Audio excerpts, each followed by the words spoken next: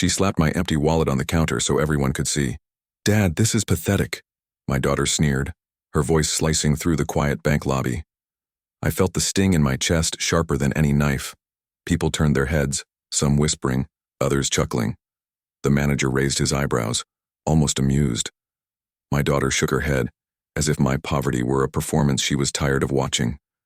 I stood frozen, gripping the counter, my knuckles white. My empty wallet lay open like a wound for strangers to stare at, exposing every ounce of shame I carried. That was the moment everything shifted. The man behind the desk, Mr. Henley, cleared his throat and pulled out a file, an old, dust-covered folder with my name on it. His expression changed from smirk to something else I couldn't read. My humiliation wasn't enough for the day. Fate wanted to dig deeper. What was buried in that file? Why was it in his hands at that exact moment? And why did I feel both fear and hope clawing at my chest? The laughter from my daughter still rang in my ears as I tried to breathe. I wanted to shout, to tell her how many nights I'd stayed awake worrying about her tuition, her comfort, her dreams. But my voice caught. The question wasn't what she said. The real question was, after being stripped of dignity in front of my own child, what would I do next? I should tell you, I'm Robert Jenkins, 60 years old, and once upon a time I believed a man's worth was measured by the thickness of his wallet. Life proved me wrong, but my daughter, Jasmine, hadn't learned that lesson yet. To her, I was a relic, a man too slow for the modern world, a man who'd given too much and saved too little. She was 33 now, polished and sharp, walking into that bank like she owned the marble floors. I followed behind with shoes older than her car.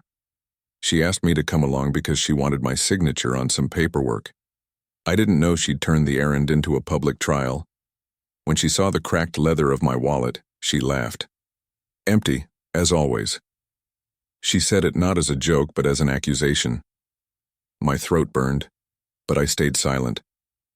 Behind the counter, Mr. Henley leaned forward, eyes scanning the computer. He was about my age, maybe older, with thinning silver hair and glasses that slipped down his nose. He didn't chuckle like the others. Instead, he reached into a drawer, pulled out that old file, and brushed dust from its cover. "Mr. Jenkins, Robert Jenkins." His voice dropped low, careful. "We may have something here you'll want to see." The laughter around me softened. My daughter blinked, frowning. "What is that?" she asked, her tone suddenly less confident. Henley didn't answer right away. He tapped the folder as if weighing the importance of opening it. My heart pounded. Was it a debt I had forgotten? A mistake from decades ago? Or something else entirely? I swallowed hard. Memories flashed.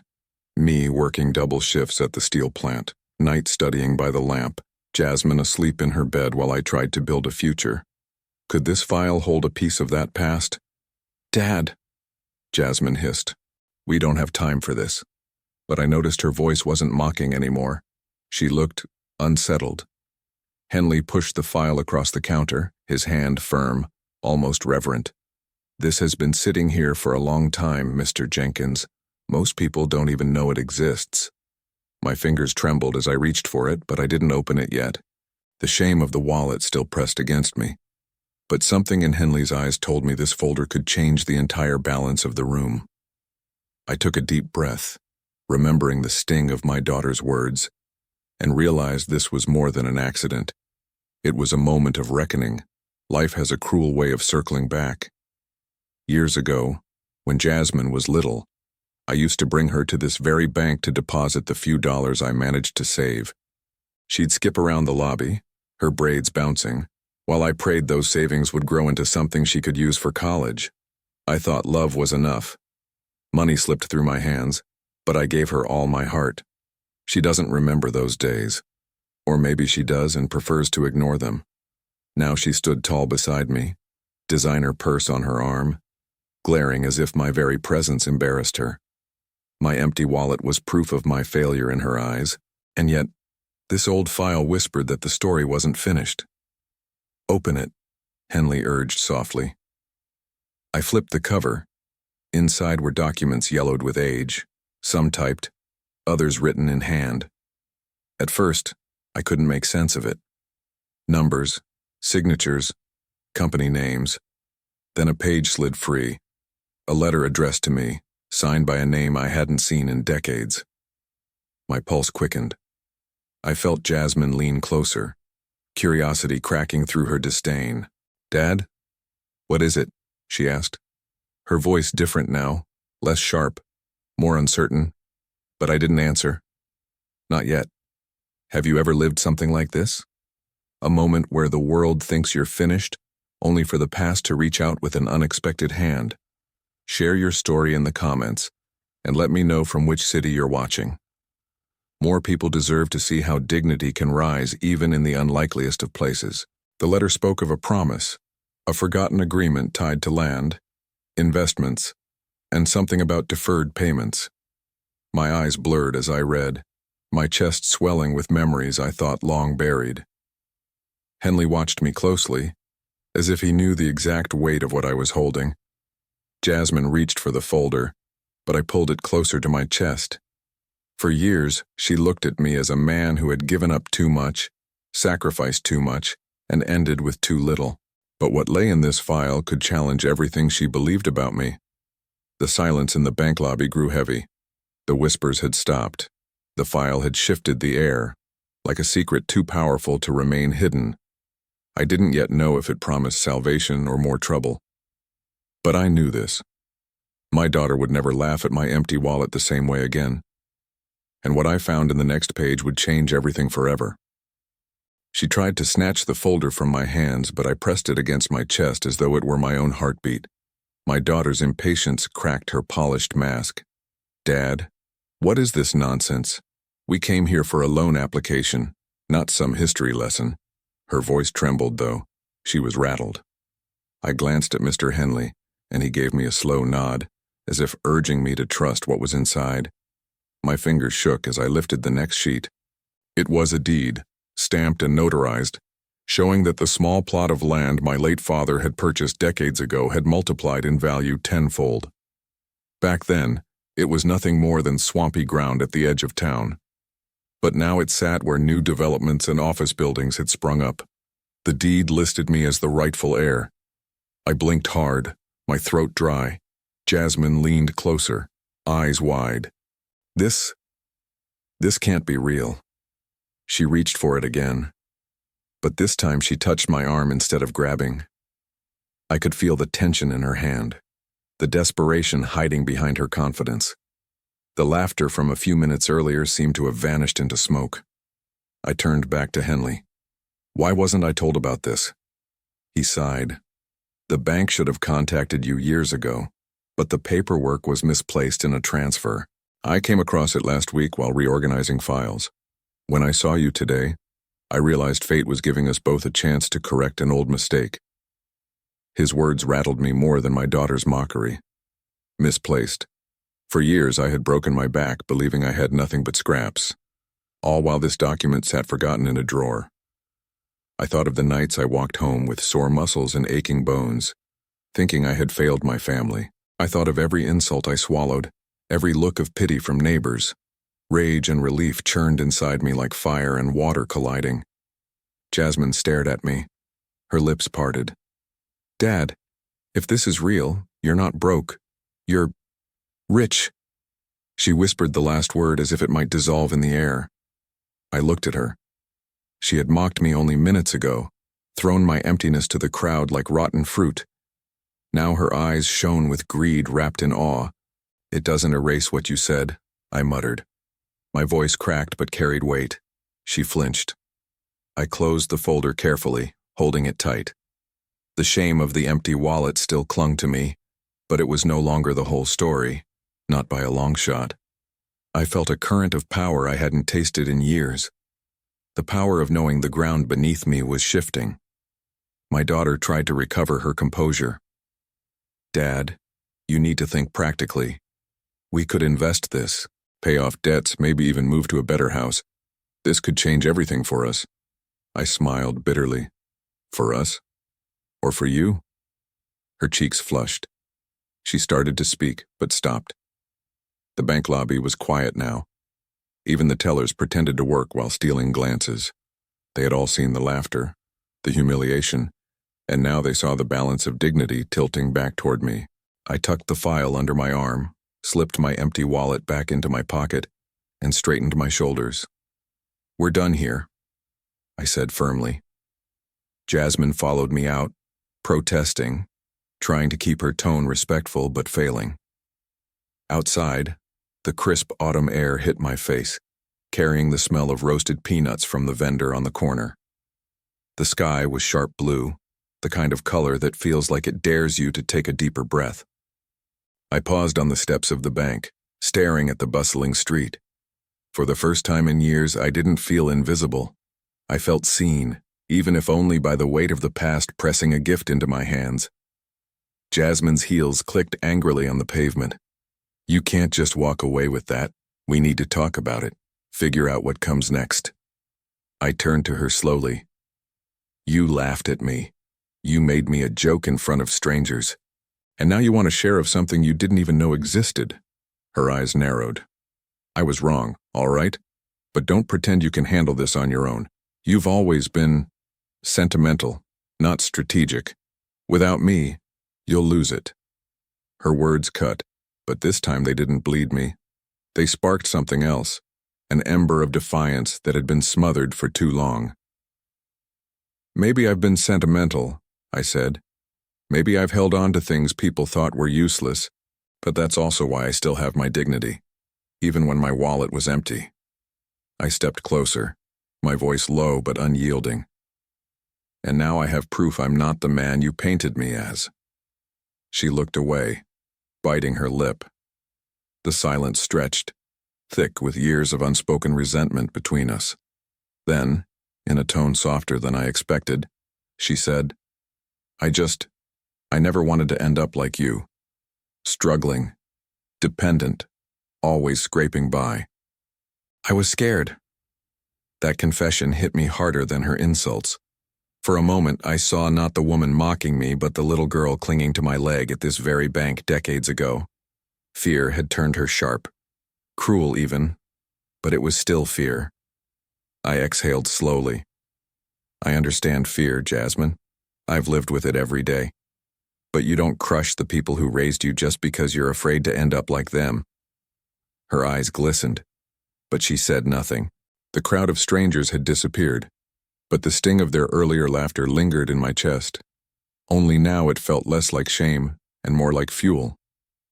I glanced back at the bank. The folder under my arm felt heavy, alive. I didn't yet know the full scope of what it meant, whether it would bring wealth, legal battles, or both. But I knew one thing. I wasn't powerless anymore. And what I would discover tucked deeper inside that file would force me to confront not only my daughter, but the past I thought was buried for good. Would you like me to continue unfolding the next stretch of this story, where Robert begins to piece together exactly what the hidden documents mean, and how that sparks the first moves of his revenge and justice? I walked home with the folder pressed under my arm, ignoring Jasmine's footsteps behind me. She called after me, her voice sharp one moment, pleading the next, like a child chasing after something slipping through her fingers. I didn't answer. Every step I took echoed with years of humiliation I had swallowed. The sidewalks I'd walked when I had nothing in my pocket now felt different, as though the concrete itself had been waiting for me to claim what I was owed. When I reached my small apartment above the corner store, the smell of fried onions drifted up through the floorboards. The old radiator hissed as I set the folder on my kitchen table. My hands lingered over it, afraid to open it and find disappointment again. Jasmine burst through the door without knocking. "Dad, listen to me," she said, breathless. "You can't just sit on this. You need a lawyer, a financial advisor, someone who knows how to turn this into real money before it slips away." I looked at her, at the desperation in her eyes. This was the same daughter who had laughed at my emptiness not an hour ago, and now she was trembling with hunger for what the folder might hold. I pulled the chair out and sat slowly. All my life I was told what I couldn't do, by bosses, by banks, by neighbors who thought they were better than me, and sometimes by you. Do you know what that does to a man?" She opened her mouth but said nothing. "It makes him quiet," I said. "Too quiet. He swallows his pain until it rots inside." But today, when that banker put this folder in front of me, I realized my silence was the only thing keeping everyone else comfortable, not me. I flipped the next page, another document. This one wasn't about land. It was about shares, stock certificates, old and yellow, issued in a company I barely remembered. I laughed under my breath. It was from the steel plant where I worked in my 20s. Part of my wages had been given as shares instead of cash. Back then, I thought it was worthless paper. I'd stuffed them into an envelope and forgotten. Apparently, the bank hadn't, and now those shares, after mergers and acquisitions, belonged to a massive corporation with dividends I never collected. Jasmine gasped. "Dad, do you realize what this means? You could have been—" "Don't," I cut her off. "Don't tell me what I could have been. I was a father. That was my job, and I did it with what I had." The silence between us thickened. She fiddled with her phone, maybe calculating numbers in her head, maybe texting someone. I didn't care. My chest was pounding with something between fury and vindication. I leaned back in my chair, staring at the fragile paper. Memories rushed in. Long nights at the plant, sweat dripping, machines roaring, my muscles aching, the stink of oil and metal clogging my nose. I had thought those years vanished into nothing, but here they were, resurrected in ink and signatures. Proof that my labor had not been worthless, even if the world had treated me as such. Jasmine finally whispered, "We have to move fast. People are going to come after this. Once word gets out, you'll be swarmed." Her words lit a fire of suspicion in me. Who was we? And why was her first instinct to talk about swarms instead of celebration? She was still thinking of herself. I stood and carried the folder to the old dresser in my bedroom. From the top drawer, I pulled out a small wooden box I hadn't opened in years. Inside were my father's cufflinks, a photograph of my late wife, and a pocket watch engraved with our family initials. I slid the folder under them, closed the box, and locked it. When I returned to the kitchen, Jasmine was pacing like a caged animal. "You can't just hide it," she snapped. "Do you know how many people would kill for this?" I met her eyes, my voice calm. "That's exactly why I'm not handing it to anyone yet. Not you, not strangers, not anyone. For once in my life, I will decide the pace." Her jaw tightened, and I could see the fury boiling beneath her polished exterior. But I also saw something else. Fear. She knew she had gone too far at the bank. Her laughter had marked her, and now she wanted to erase it by grabbing onto my rising fortune. But I wasn't the same man she mocked an hour ago. Later that night, after she stormed out, I sat alone at the kitchen table with the hum of the fridge keeping me company. I poured myself a glass of cheap whiskey, the kind that burned going down, and stared at the ceiling. For decades, I had walked with my head low, letting people believe I was less. Now, fate had dropped a weapon in my hands, a legal, undeniable weapon. The question was, how would I use it? To rebuild bridges, to punish those who sneered, to rewrite the story my daughter thought she knew. I didn't have the answer yet, but I knew this. My revenge would not be loud or reckless. It would be quiet, deliberate, like a man sharpening a blade in the dark, and the first spark of it would come sooner than I expected. Because the next morning, I found a letter slid under my door. No stamp, no name, just my name scrawled in hurried ink. Inside was a single line. "They know you have the file. Don't trust anyone." The paper trembled in my hand as I read that single line again and again. "They know you have the file. Don't trust anyone." My apartment was quiet except for the hum of the refrigerator and the ticking of the wall clock. But suddenly the air felt heavier, as though someone were watching me from the shadows. I moved to the window and pulled the curtain just enough to peek outside. The street lamp flickered, casting pale light on the cracked pavement. A stray cat prowled near the trash cans. Nothing unusual. Still, my skin prickled with unease. I folded the letter, slid it back into its envelope, and tucked it inside my shirt pocket. My thoughts raced. Who were they? How did they know about the file so quickly? Only 3 people had seen it: me, Jasmine, and Mr. Henley. I wanted to believe Henley was honest, a tired old man just doing his job. But I had seen greed light up too many eyes in my lifetime to dismiss suspicion. And Jasmine, my own flesh and blood, had shown me how quickly love could twist into ambition.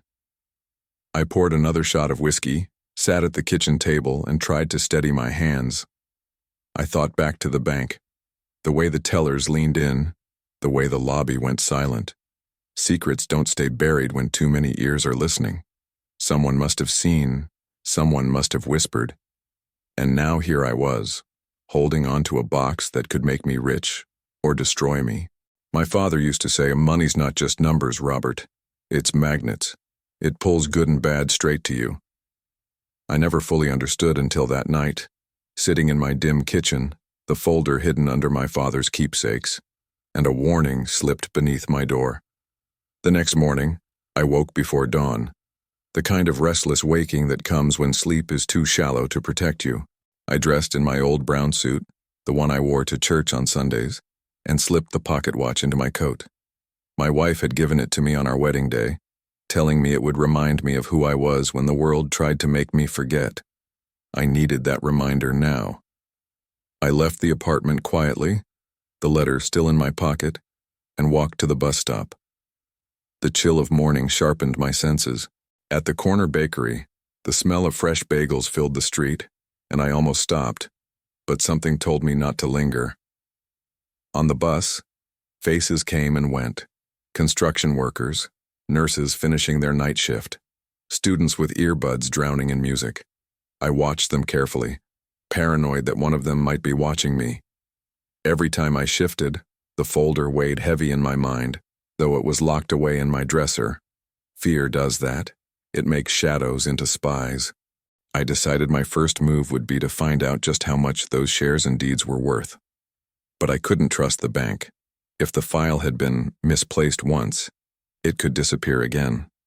I needed someone with knowledge but no ties to my daughter or Henley. That's when I thought of Harold, an old friend from the steel plant. He had retired years ago, but he kept busy as a paralegal in a small law office downtown. Harold was honest, the kind of man who still polished his shoes even if he had nowhere important to go. If I could trust anyone, it was him. I called him from a payphone, not daring to use my cell. "Harold, it's Robert. You busy?" "For you? Never," he said with a chuckle. "Though I haven't heard your voice this early since the plant was running double shifts. I need your eyes on some old papers. Can we meet? Somewhere quiet." He must have heard the urgency in my tone because his voice softened. "There's a diner on 7th, near the bridge. 2 o'clock. Bring whatever you've got." I hung up and felt a flicker of relief. But when I turned to leave the payphone, I noticed a black sedan parked across the street. The driver was a shadow behind tinted glass, engine running. My heart skipped. Coincidence? Maybe.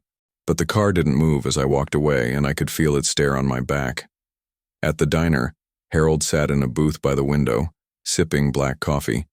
His hair was white now, but his frame was still solid, shoulders squared like the old days when we carried steel beams together.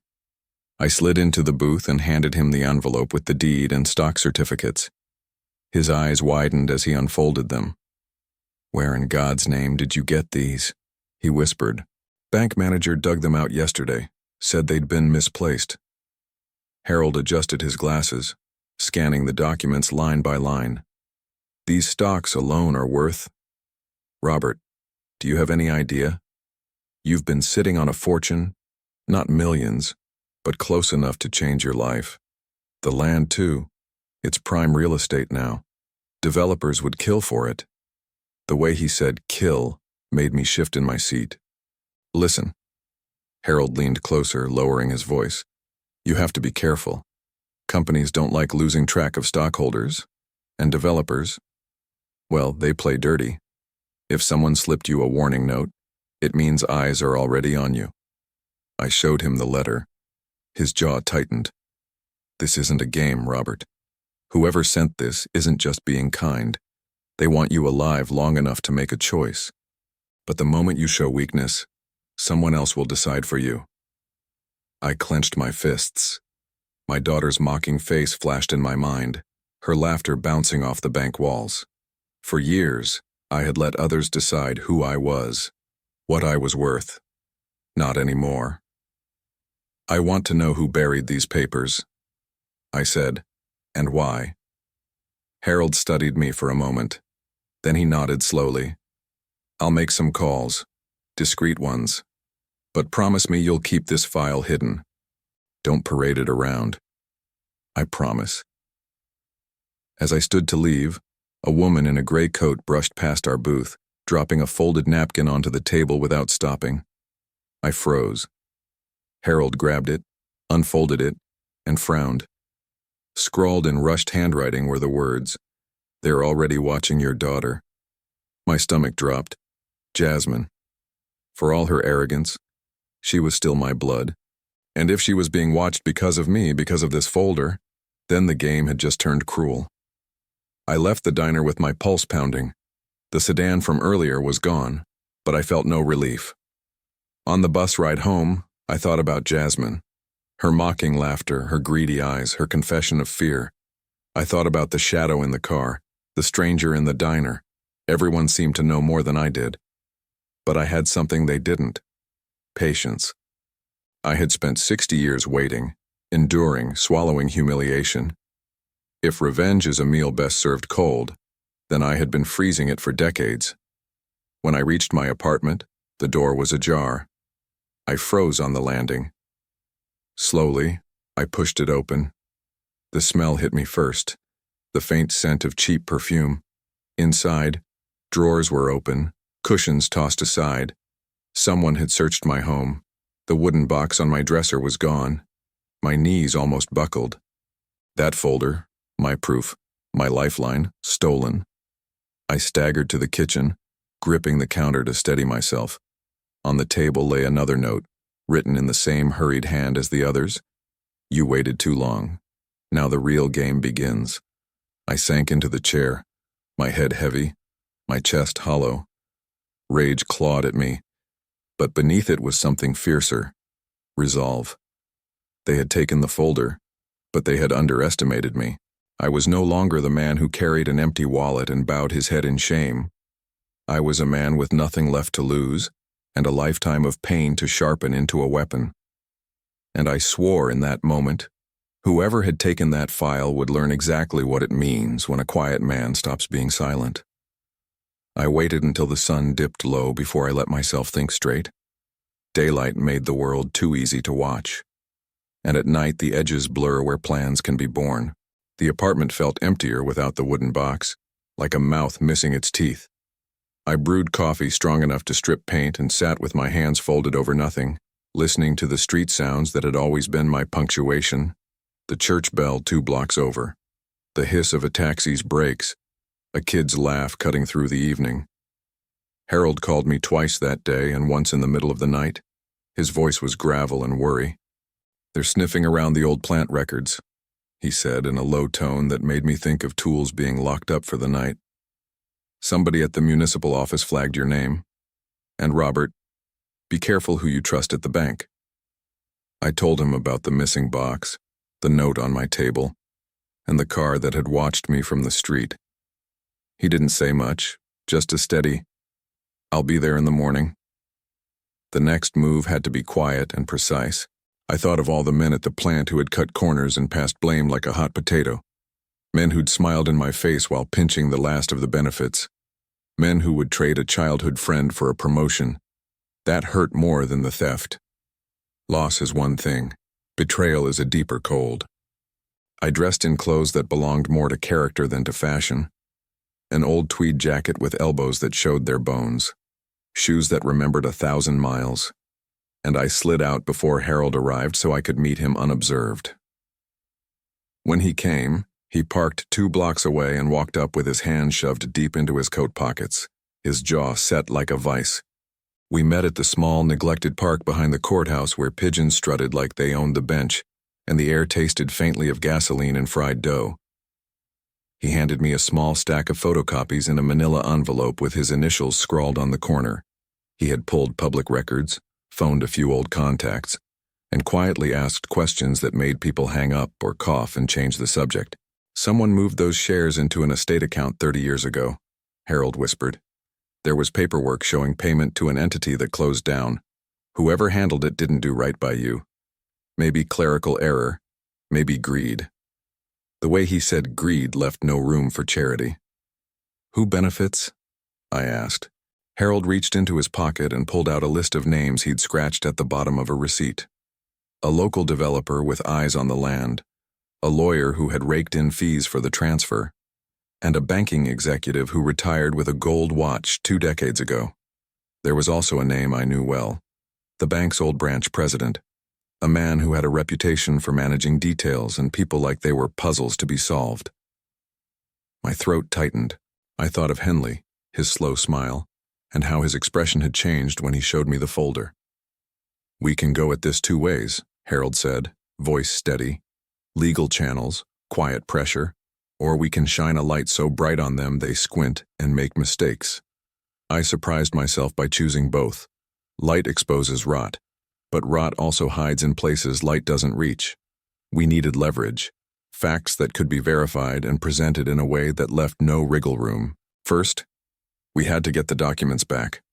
Whoever had my father's cufflinks and my wife's photograph had something to gain from keeping the file out of my hands. I didn't know what they planned to do with it, but I knew people who had let greed balloon into violence. Harold suggested I file a police report, but the idea of telling cops in a city that had learned to look the other way made a sour taste rise in my mouth. Instead, we started with the developer. Harold contacted a woman named Maria at the zoning office, a blunt, pause-efficient woman who had once told him off for wearing mismatched socks in court, and she quietly pulled up scanned records showing a letter of intent from a company called Meridian Holdings to buy the land that held my deed. The dates lined up suspiciously with the time the shares were transferred, and a sticky little trail led straight to the retired branch president's consulting firm. I sat there, the smell of burnt coffee across the paper, thinking of the men who had smiled in my face while taking my future. The anger in me wasn't loud. It was an engine that had finally been tuned after years of sputter. "You want to knock on his door?" Harold asked. "No." I shook my head. "But I want him to feel a draft in a room he thinks closed." Harold smiled like a man who'd wanted to hear that all his life. We started sending out what Harold called courtesy letters, a polite notice to Meridian Holdings and the retired branch president that a holder of record had surfaced and would be seeking counsel. No threats, just facts delivered in ink that could not be ignored. The letters were crafted to suggest urgency without panic, to invite curiosity rather than alarm. We also printed certified copies of the deed and a note about the missing file, and mailed them to a reporter at the local paper, a woman who had a nose for crooked corners and a taste for small-town scandals. "If they want to fight in public," Harold said, handing me the envelope, "we'll let them. If they fold, we see who runs." Meanwhile, I had to protect Jasmine. That note, "They're already watching your daughter," had been enough to send cold through my bones. I thought of her walking into that bank laughing a half hour before the file was produced, of her heels clicking down the pavement, of the way her voice had cracked when she admitted fear. I called her that night, the first real conversation we'd had since the theft, and heard her apology unraveling into words that were both ashamed and self-serving. She promised to keep her head down, to delete a post she had made earlier that week that mentioned family business, and to meet me the next day at the church thrift shop where she liked to volunteer. When I arrived, she was standing among boxes of donated coats like she was trying on humility. She put a hand on my arm and said, "Dad, I never meant to make you feel small." The admission felt like a stitch sewn gently into a wound. I told her about the letters, about Harold, about Meridian Holdings. She flinched but didn't run. "I'm scared," she whispered. "I don't want people coming to our door." "Then don't be the one opening it," I said softly. "Let me carry this." She looked at me with eyes that had seen a child's version of me and now were trying to reconcile a man with a plan. "Promise me you'll be careful," she said. "Promise me you'll not make the same mistakes you made before." It was the strangest prayer. Her fear had shifted into counsel. "I promise I'll be deliberate," I said. "And I promise I'll be true." Inside, I felt both pity and a strange sense of distance. She had mocked me when I was down, but now she would stand beside me if I asked. Perhaps she would always argue both sides of a coin. The next week, the letters did their work. Meridian Holdings lawyers wrote back, polite and cold. The retired branch president's consulting firm requested a meeting to clarify certain records. The reporter returned a call with questions that smelled like a headline. How did a quiet man suddenly surface with files that could disrupt a multi-million-dollar development? I met her at a coffee shop that smelled of cinnamon and ambition.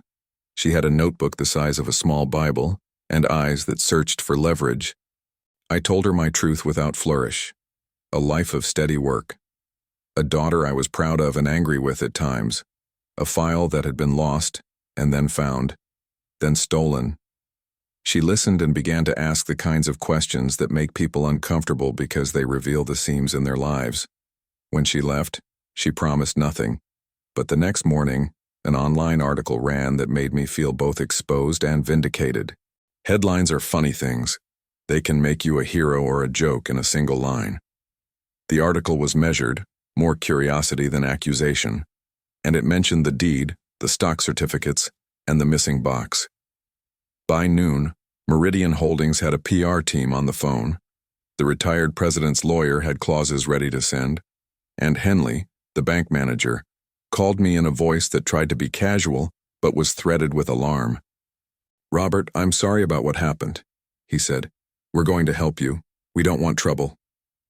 I kept him on the line and let him talk himself into a nervousness that revealed more than his words. "Who's been looking into the files?" I asked. Soft as the paper Harold had folded that morning.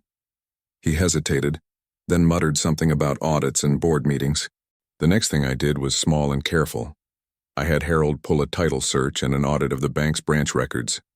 We found anomalies, signatures that didn't match, dates that were altered, a clerk's memo that said archive where it should have said notify. It smelled like someone had been cooking books and hiding the smoke under a rug. The evidence was thin but crooked enough to make a line. I sent copies to the reporter, to Meridian's lawyers, and to a small claims attorney who owed Harold a favor. Each delivery was a match thrown into dry tinder. By the time the week closed, visits came to my building, pensive men in suits, a young assistant from the retired president's firm who tried to be friendly and failed, even a woman who claimed to be with a historical society and asked if she could see old photographs. I let them look, let them see my face, and I kept my mouth shut. You don't reveal your hand in front of players who think they already know the game. Then, late one night, a knock at my door shattered the rehearsed quiet. A man I didn't recognize stood on my threshold with a thin smile and an envelope addressed to me. He handed it over and left before I could ask a single question. Inside was a single photograph, the wooden box on a table, cufflinks beside it. My wife's photograph turned face down. On the back, someone had written in block letters, "Stop now, or lose more than papers." I laughed then. A dry, small sound that had nothing to do with humor. Threats are cowardly arrows. They tell you what their maker fears.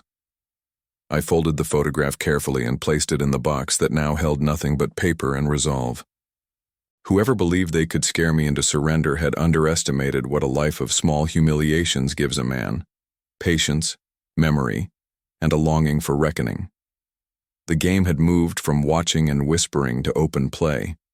I would not be the man who bowed again. I would make sure the people who sat comfortable in their offices felt, for once, the pinch of consequence. The next morning I set the schedule, meet with the attorney, File a request for temporary injunction on the land. Call Jasmine and tell her to be careful. And most importantly, plan a quiet evening at the bank with Harold and a camera. If you want to know what we found in that bank vault, the evidence that would not only explain the missing file but also unravel a string of choices made by men who thought themselves untouchable, I'll keep going. Henley's hands shook so hard I thought the key might jump from his grip and clatter across the vault floor. "Emergency override," he stammered, padding along the wall until he found a small recessed panel. The metal clicked when he opened it, revealing a red lever and a rotary phone that looked like it hadn't been touched since the Reagan years. He stared at it like a guilty altar. "If I pull this, the branch alarms will trip and the fire department will come. But Crosswell probably cut the feed." Harold stepped in, calm as a metronome. "Then we make him think we've already called for help. Robert, stand by the door. Henley, give me that key." He took the key, slid it into a lower lock on the file shelf, and twisted. A panel inside the shelving shifted with a soft clunk, and the room's air changed, cooler, faintly chemical, like the breath of a machine. Harold grinned sideways. "Most vaults have a fresh air recess for entrapments. Old union lobby fuss. You can thank the guys who didn't trust management." He pulled a narrow metal drawer out of the wall and revealed a small flashlight, a strip of emergency flares, and a paper card with printed codes. "There," he said, tapping the card. "Manual release sequence if the power fails. Crosswell can lock his door. But if we trigger a short with these flares at the contact plate, the internal heat sensor might trip the failsafe. The drawback? It's loud and ugly." I watched him lay the flares on the floor, each red tube like a promise. Henley paled. "This is highly irregular. So is burying a man's life in a drawer for 30 years, Harold said without blinking. He handed me the flashlight. "When I light this, count to 20 and press that steel plate with your shoulder. Hard." He cracked the flare. It spat a blossom of furious orange, spitting sparks and hissing like a snake. Smoke curled toward the ceiling. My heart hammered. I thought of my father's cufflinks, my wife's photograph face down in a stranger's snapshot. My daughter's laughter snapped like a mousetrap over my pride. I counted slow, steady, the way I'd measured heat in the furnaces long ago. At 19, I braced. At 20, I drove my shoulder into the plate. The vault groaned, metal complaining against metal. Somewhere inside the door, a coil shrieked and a lock popped. Then a klaxon wailed, so loud my teeth hummed. The lights flickered. Henley slapped his palms over his ears. The door gave an inch, then another, then rolled open like a reluctant giant. We spilled into the corridor under the roar of the alarm. Employees scattered, eyes wide, papers flying like frightened birds. Harold shoved the camera into my hand. "We're not running. We're presenting." He marched straight toward the lobby, his back straight as a warning. I followed with Henley in tow, my pulse fierce, every nerve bright. Crosswell stood near the teller line with two men in dark suits, their mouths thin with irritation. The alarm turned their voices into silent film, but I didn't need sound to read contempt. Henley found it first. His voice. "Mr. Crosswell, the emergency triggered on its own. OSHA requires we evacuate." His tremor changed into authority when it grew legs under policy. The lobby emptied. Customers hustled out, phones up, capturing flashes of a story they didn't understand but wanted to claim. Crosswell stepped toward me, fury etched into the lines around his mouth. The alarm cut off abruptly, and the sudden quiet made his words land heavy. "You have made a spectacle, Mr. Jenkins. Only because you locked the door," I said. "Only because you buried my family's future." Harold lifted his camera and clicked twice, each shutter a small verdict. Crosswell's face stiffened at the sound. "Whatever you imagine you found will not stand the scrutiny of counsel," he said. "Nor the weight of time."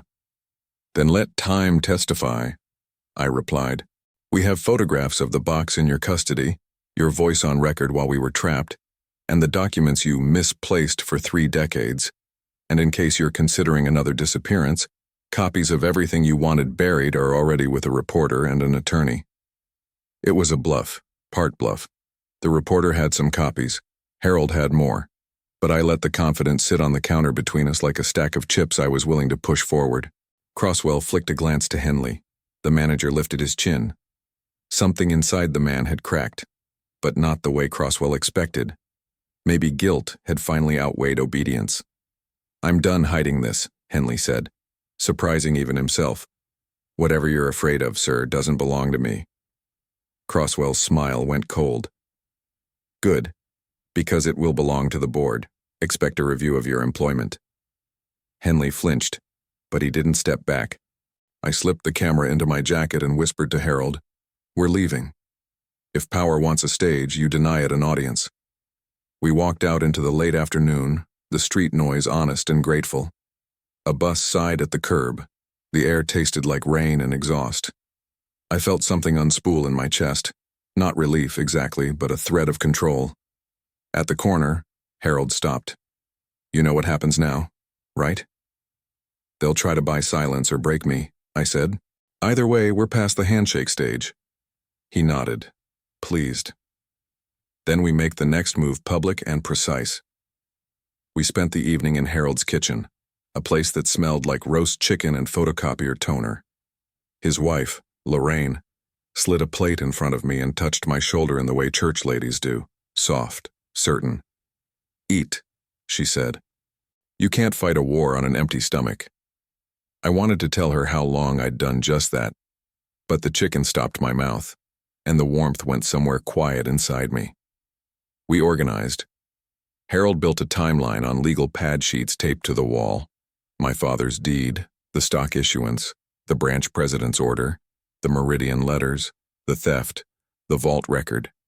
Each date got a red circle, each action aligned to the next, the whole mess a spiderweb with a single fat fly in the middle named Crosswell. "We need a hearing," Harold said, tapping his pen on the desk. "Not court yet. A city council recorded session on development ethics. The reporter can nudge it into the agenda. They love any excuse to grandstand. You tell your story. We bring copies. We ask for a temporary injunction on the land transfer." "He'll send lawyers," I said. "Of course," Harold grinned. "Sharks know when there's blood, but sharks panic in shallow water, like a public room with cameras." I felt the weight of my wife's photograph in my pocket where I'd tucked the latest print the stranger had left. The threat scratched the inside of my mind. Lose more than papers. Losing her once had been enough. Losing her image and her place on my dresser had lit a rank anger that would not go out. I dialed Jasmine. When she answered, her voice was tight. "I heard the alarm. People posted videos. Are you okay?" "I'm fine," I said. "Stay with Aunt Cora tonight. Don't be alone." "Dad, are we in danger?" Her question was a small, honest flame in a windy night. "We're in a story where the villains think they're untouchable," I said. "That's the most dangerous kind, but I've got hands on the steering wheel now." She told me she loved me without adding a condition. When the line went dead, I sat with that for a long moment. Love, complicated and late, is still love.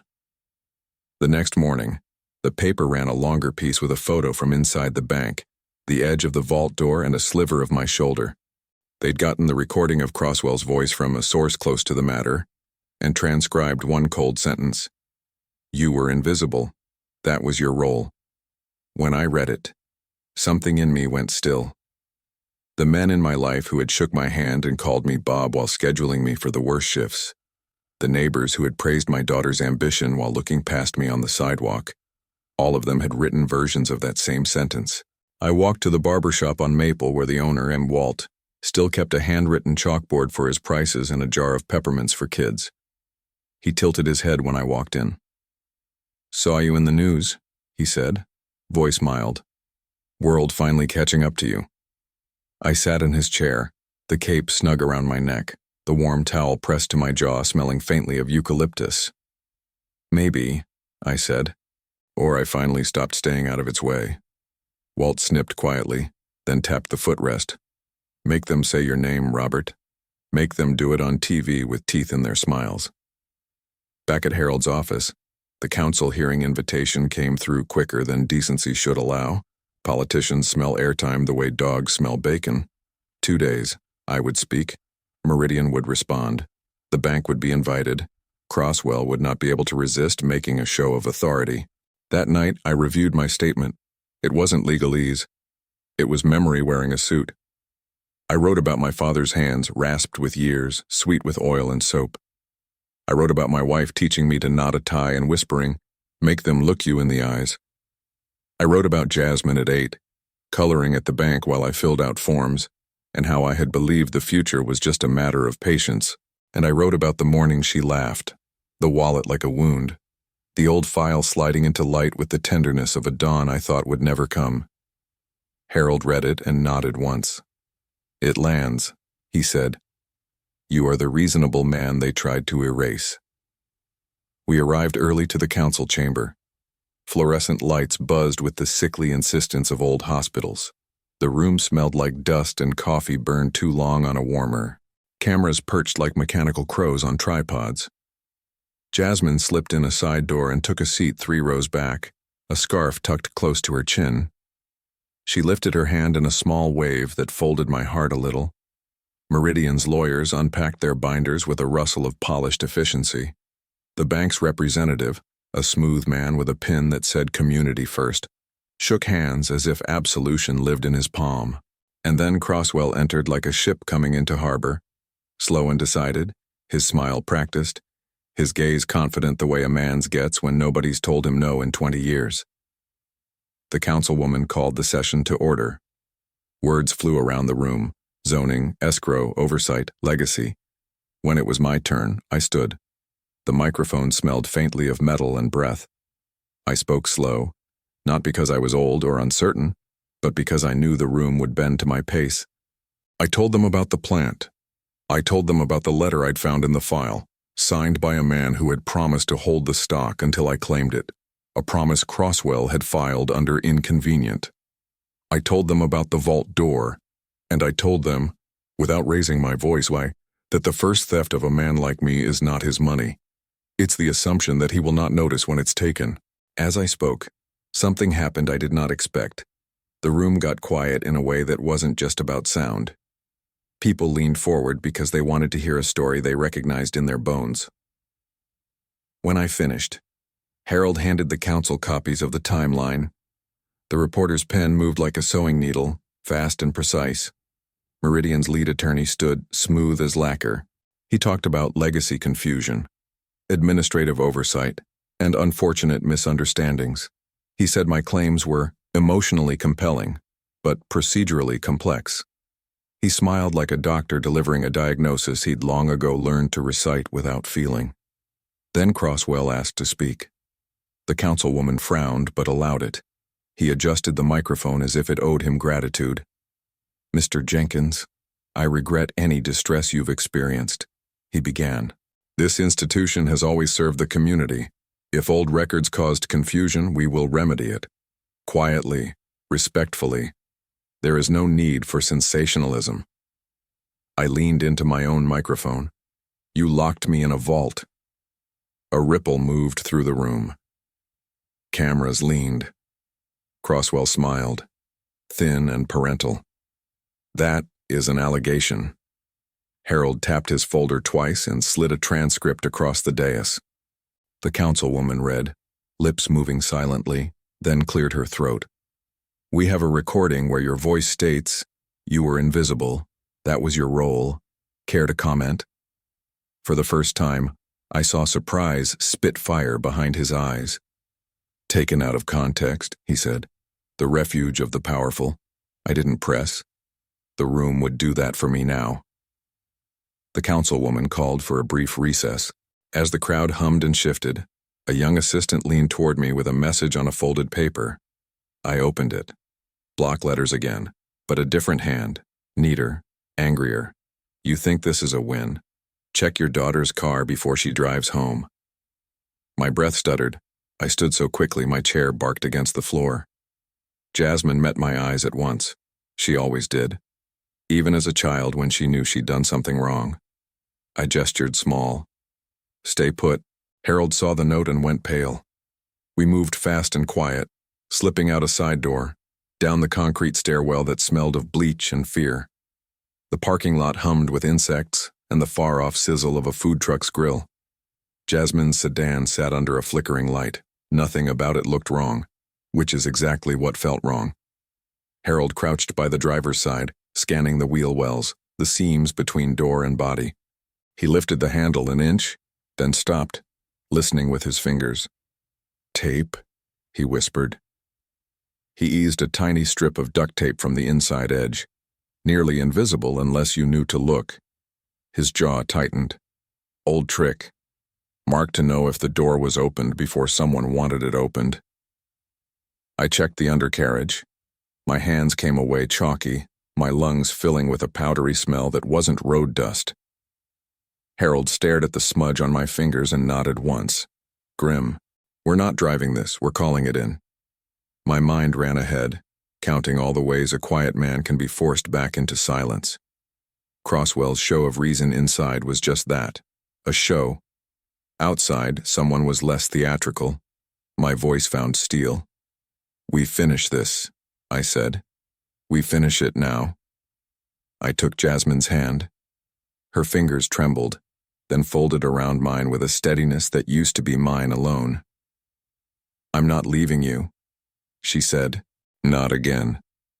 We stood together in that humming lot while sirens stitched themselves closer, and I realized the ending I wanted was not just to win. It was to be seen by the people who had learned to look past men like me. The hearing would resume. The cameras would be waiting. Crosswell would adjust his tie and calculate his odds. But the next move, mine, would not be calculated. It would be chosen. And when I stepped back into that chamber, I would carry more than papers and timelines. I would carry a lifetime that had finally decided to speak. What I did next would not just end a deal. It would end the story they wrote for me without asking if I wanted to be in it. The chamber was restless when I walked back in, police tape still fresh in my mind from the parking lot. Reporters smelled the tension before they even knew the facts, their cameras tilting like sunflowers toward scandal.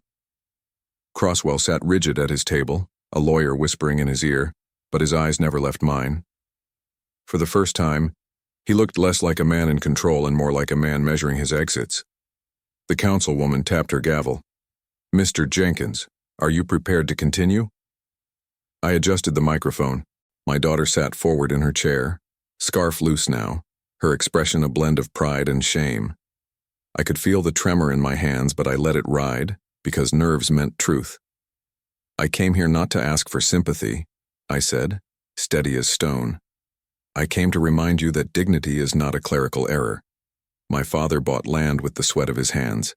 I worked steel until my bones ached, and for decades those records were buried so that someone else could profit. The file you see before you isn't just paper. It's a record of theft, of arrogance, of the belief that certain men can decide which lives matter and which don't." Murmurs swept the chamber. Cameras clicked. Crosswell leaned into his own microphone. "Mr. Jenkins, you misrepresent the truth. Records are complex. Oversights happen." I shook my head. "No, sir. Oversights don't trap men in vaults. Oversights don't plant threats under cars. Oversights don't steal a photograph of my wife and mail it back face down as if to mock me." My voice cracked but didn't falter. "That's not oversight. That's intent." Gasps cut through the air. Jasmine covered her mouth. Crosswell's lawyer shifted uneasily, whispering fast now, but Crosswell waved him off. His jaw clenched. The councilwoman lifted a sheet of paper. "We have verified documents showing a deliberate transfer of Mr. Jenkins's shares without notification. We also have audio evidence of coercive statements. Pending further investigation, we recommend a freeze on all development connected to these holdings." It was a small sentence, but it struck like a bell. Freeze. Development paused. Millions stalled. Crosswell's empire shivered under the weight of one word. His smile cracked, teeth clenched behind it. Reporters surged forward, microphones thrust like bayonets. "Mr. Jenkins, what do you plan to do now?" I looked at Jasmine. She stood, walked down the aisle, and took her place beside me. The room hushed, surprised. She slipped her hand into mine, firm, unashamed. I let the silence stretch before answering. What do I plan to do? Live, with dignity and tact. And I plan to make sure the men who thought I was invisible learn that quiet men see everything. We don't forget. We wait. And when the moment comes, we speak so the whole room has to listen. The applause started hesitant, then built, rolling through the chamber like a tide. For the first time in my life, I wasn't background noise. I was the story. Croswell gathered his papers with trembling fingers, his lawyer shielding him from cameras. But no shield was strong enough now. His words would follow him in print, on television, in whispers he couldn't control. His power was no longer silent. It was broken glass under the shoes of men who thought they could walk barefoot forever. Outside, the sky was wide and forgiving, painted in streaks of orange and violet. Jasmine walked with me down the courthouse steps, the crowd parting around us. She squeezed my hand. "I'm sorry," she whispered. "For the bank, for the laughter, for not seeing you sooner." I swallowed hard. "You see me now. That's enough." We stood together on the sidewalk, watching the city move as if nothing had happened. Though everything had.